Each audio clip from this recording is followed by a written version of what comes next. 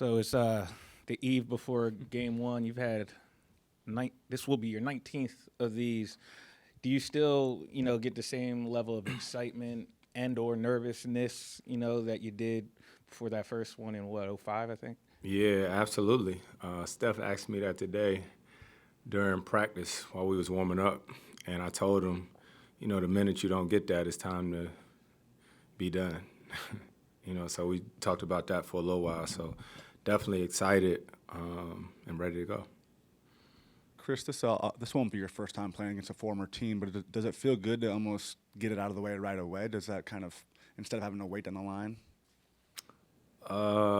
19 years. I don't know if I didn't play the team the first time, but I don't really think that much about it. You know what I'm saying? I sort of knew as soon as the trade happened that was, been through this a while. So you're gonna play them 4 times anyway. It was just camp and preseason games, and you guys still are missing Draymond, but just how do you think it's all been coming together? And is it kind of what you pictured and envisioned when you first arrived here? Yeah.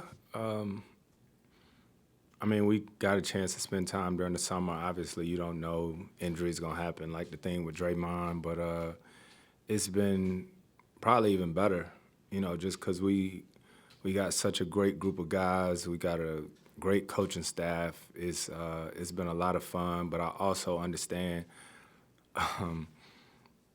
man, it's funny, training camp, it's real fast now.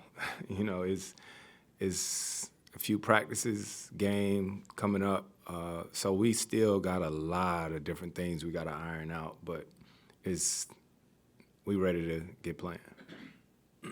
Hi, Chris. Hey, Nice how to you see doing? You too.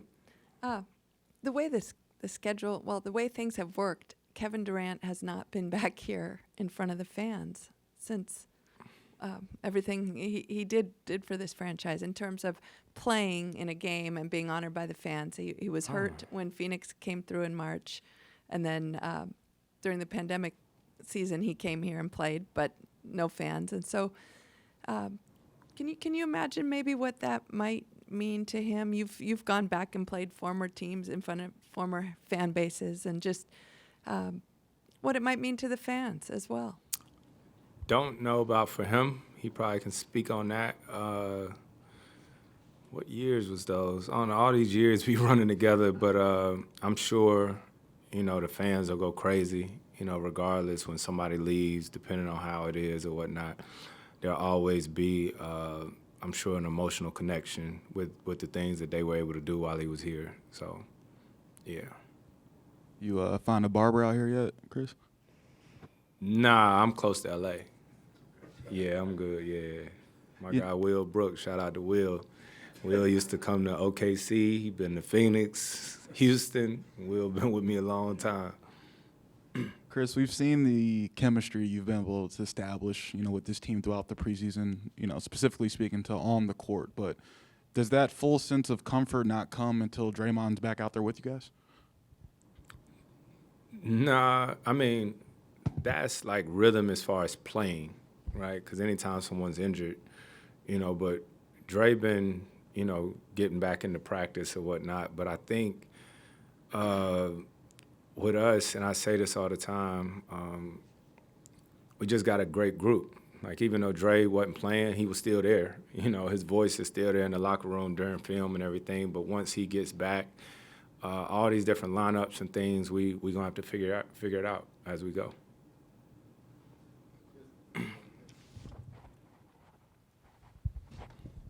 You said earlier, and others are saying the same thing, that Steve said earlier that what this team is going to be won't be not tomorrow night. It's going to take some time.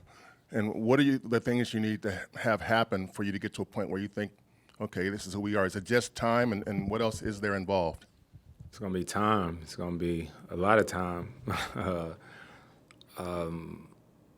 Yeah, we're going to have to learn, sort of identity, who we are. We know how we want to play, but we're going to have to see it in real game form. We're going to have to see how we guard, how we defend. We're going to have to see how teams defend us, And I think that'll happen hopefully sooner rather than later. Chris, obviously you and Devin have such a connection from being there. What will it be like playing against him and in that situation tomorrow? It'd be fun, man. It's crazy. Me and Book, we so close. It's gonna be like that for life. And obviously, he's been on my team for the last 3 years, so it'll be interesting playing against him for the first time tomorrow. But I'm sure after, the first couple minutes, it'll be, like it was when I was in OKC and Houston and all that before. But it definitely should be fun. Curious, when I was, Keon was just in here and he was saying how, Kevon was in here, he was saying how that, you may not think it, but they still need to hear your voice even more. He's like, no, you're trying to fit in, but he's like, hey, we still need to hear him. Are you getting that sense, or are you just trying to fit in and implement your leadership ways? I mean, I'm figuring it out, and then anytime you go into a new team, it's always different personalities. You know what I mean? And you got to figure out, especially as a point guard, I can talk to this guy this way, that guy that way, and you sort of figure that out. And Loon has been amazing because Draymond and everybody always say that Loon don't say much, but he know everything that's going on. So I'm constantly talking to him, and also understanding too that without Dre being out there right now, we're similar in a lot of ways. So it's gonna be fun. I mean, we did a defensive drill today, and I was just excited that he was out there because he talking as much as I am, and I think that's just going to help our defense. And so when you have somebody who's already vocal, you just learn when to pick your spot. So, okay. The other thing I had was you had such great years in Phoenix. Do you even bring any emotion from your time there into this, or is it just like, look, it's open tonight, I'm on a new team, let's get started? I think I play the game the same way every time I play. I'm an emotional guy when I play, when I hoop, but not because of that situation, you know what I mean? I think I play emotional just because of who I am, so opening night, it's a new team. I know what I bring to the table, and that's an edge every time that I play. So been like that for a long time, and I don't see it changing. A little bit off topic, but as a guy who obviously has been in a lot of high-level conversations lately, just curious what your take is on the in-season tournament and how you think players in the league in particular, will sort of respond to it and treat it this year. Yeah, I've been a part of them conversations since they first happened. You know what I mean? And I think, man, that's a deep question. And it's one of those things where it's the league, you know what I mean? The whole NBA as a whole, as a business. And I think the in-season tournament has an opportunity to be something big for the league. Obviously, when it's new, everyone's like, oh, what is this? What is this? But to a lot of kids who see it for the first time, this will be all that they know, And so with us as players, as the league and everything, you're always trying to continue to grow the game, right? And I think this is a good way. And for players who've been in the league a long time, this is like, what the hell, but I mean, we went from 24-second shot clock to 14. The game is always changing and evolving, and I think this is just one way of it. So 10 years from now, people will be like, well, damn, look at this. So I think guys, as it starts to roll out, when people start seeing those in-season game tournaments and those given nights and seeing the new courts and all this stuff, I think guys will hopefully start to buy into it. And you got the most competitive guys in the world all competing. So guys, they're going to want to win. That was what I was going to say. Do you think that when especially gets down to the quarterfinals and you sort of know you're playing potentially 3 games to win the thing, that people will start to really buy into the idea of having a chance to win something because they are, it is a group of incredibly competitive guys involved in it? Yeah, I don't really care what nobody say. On those given nights, guys are going to want to win. I'm contrary to belief, nobody ever goes into a game saying y'all can have this one. You know what I mean? Unless you start talking about them ones towards the end of the season when they're trying to figure out their playoff position. But yeah, man, guys are a lot more competitive than people realize. So I think guys are always going to want to win. How much, if any, time have you spent sort of looking at the league? I mean, the league, there's a lot of talent in this league, as you know, look at the West, there's a lot of depth. I mean, the teams from 1 all the way down pretty much. What do you think this first couple of months is going to show, if anything, about who these teams are, and how difficult will it be to get where you want to get given all the depth in this Western Conference? Well, the league has always been about trying to make it, what's the word I'm looking for? Parity, right? Shout out to, my veto trade in 2008, Yeah, straight up. I mean, the league has always said it wanted parity and all these different things. That wasn't '08 either. That was 2011. I'm tripping.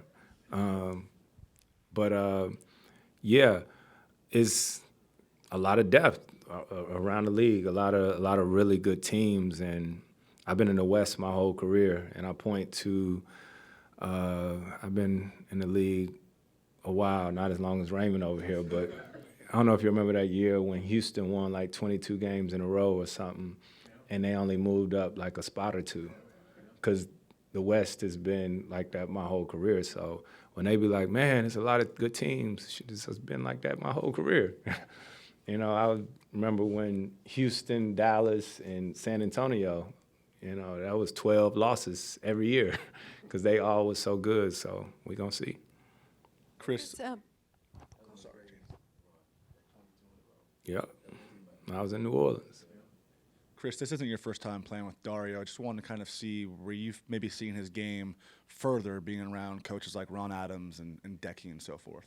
Yeah, Dario's so good, man. I remember this summer when Steve and Mike and Dunleavy, they called me and said, we got a chance to get Dario. I called Dario so fast. I called him so fast. It kind of reminded me when I went to Houston. And I think it was Daryl them at the time said, we need somebody on the wing. I called Luke Bamute.